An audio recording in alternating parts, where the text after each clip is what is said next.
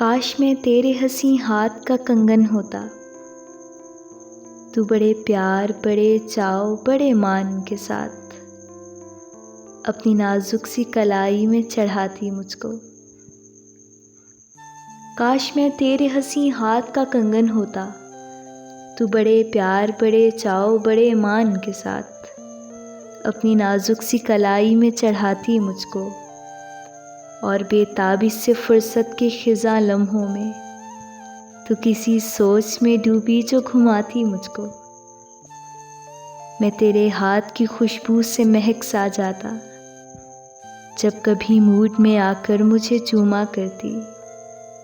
तेरे होंठों की मैं हिद्दत से दहक सा जाता। रात को जब भी तू नींदों के सफ़र पर जाती, मरमरी हाथ का एक तकिया बनाया करती। मैं तेरे कान से लगकर कई बातें करता।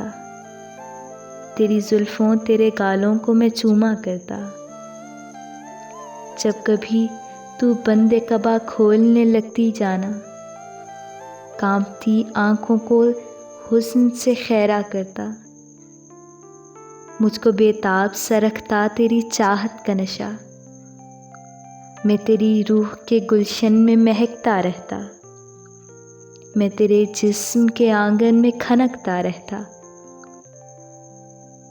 कुछ नहीं तो यही बेनाम सा बंधन होता।